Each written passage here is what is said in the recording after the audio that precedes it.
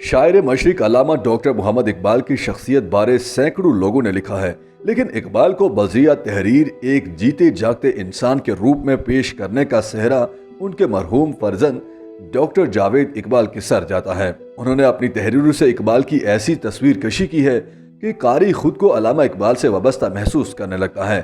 جاوید اقبال نے اپنے والد بارے واقعات اس سادگی سے بیان کیے ہیں کہ پڑھنے والا اقبال کی دنیا میں داخل ہو جاتا ہے اور پھر اس کا وہاں سے واپس آنے کو دل نہیں کرتا۔ اپنے ایسے ہی ایک آرٹیکل میں ڈاکٹر جاوید اقبال بتاتے ہیں کہ کئی بار کھلی بہار میں جب میں کوٹھے پر پتنگ اڑا رہا ہوتا تو اقبال دبے پاؤں اوپر آ جاتے اور میرے ہاتھ سے پتنگ لے کر خود اڑانے لگتے، مگر مجھے یاد ہے کہ انہوں نے جب بھی کسی اور پتنگ سے پیچ لڑایا تو ہمیشہ ہماری پتنگ ہی کٹی۔ علامہ اقبال گول بیس کانفرنس میں شرکت کے لیے لندن گئے تو جاوید اقبال نے خط لکھ کر ان سے گرامو فون لانے کی فرمائش کی، جو پوری نہ ہوئی۔ البتہ اس کا یہ فائدہ ضرور ہوا کہ اردو شاعری کو یہ نظم مل گئی: دیار عشق میں اپنا مقام پیدا کر، نیا زمانہ نئے صبح شام پیدا کر۔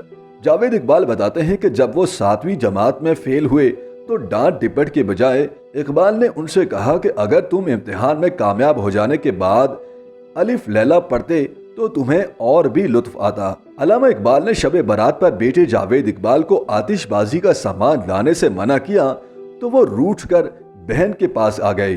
چھوٹی بہن کو بھائی پر ترس آیا۔ بھائی کی محبت سے مغلوب ہو کر منیرہ اپنے والد کے کمرے میں جا کر بیٹھ گئیں۔ اقبال نے خاموشی کی وجہ پوچھی تو بتایا کہ اماں جی یاد آ رہی ہیں۔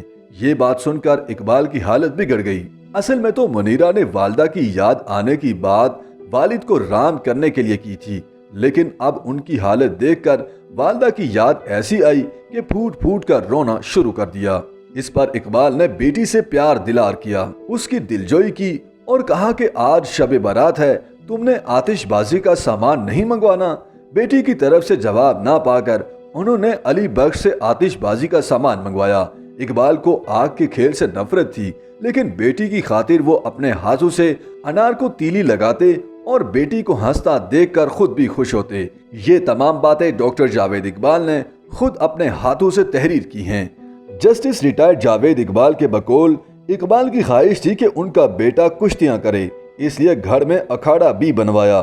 اقبال اکثر کہا کرتے تھے کہ اکھاڑے کی مٹی میں ڈنڈ پیلنا یا لنگوٹی باندھ کر لیٹے رہنا صحت کے لیے نہایت مفید ہے۔ وہ اپنے بیٹے کو گھر میں کرکٹ کھیلنے سے منع کرتے، لیکن کبھی کبھار خود بھی کھیل میں شریک ہو جاتے۔ بچے گیندیں کرواتے ہوئے عاجز آ جاتے، لیکن اقبال بلہ تھامے ٹھپ ٹھپ کرتے رہتے۔ جاوید اقبال اپنے والد اقبال کی آخری رات کے بارے میں لکھتے ہیں کہ ان کی چارپائی گول کمرے میں بچھی تھی، عقیدت مندوں کا جم گٹھا تھا۔ اس رات ہمارے ہاں بہت سے ڈاکٹرز آئے ہوئے تھے، ہر کوئی پریشان دکھائی دیتا تھا کیونکہ ڈاکٹروں نے کہہ دیا تھا کہ آج کی رات مشکل سے کٹے گی۔ ابا جان سے ڈاکٹروں کی یہ رائے مخفی رکھی گئی، مجھے بھی حالات سے آگاہ نہ کیا گیا، اس لیے میں معمول کے مطابق اپنے کمرے میں جا کر سو رہا، مگر صبح طلوع آفتاب سے پیشتر مجھے علی بخش نے آ کر جھنجھوڑا اور چیختے ہوئے کہا، جاؤ دیکھو تمہارے ابا جان کو کیا ہو گیا ہے۔ بقول جاوید اقبال، علامہ اقبال اپنی زندگی میں مزید علمی و ادبی کام کرنا چاہتے تھے، لیکن زندگی نے مہلت نہ دی۔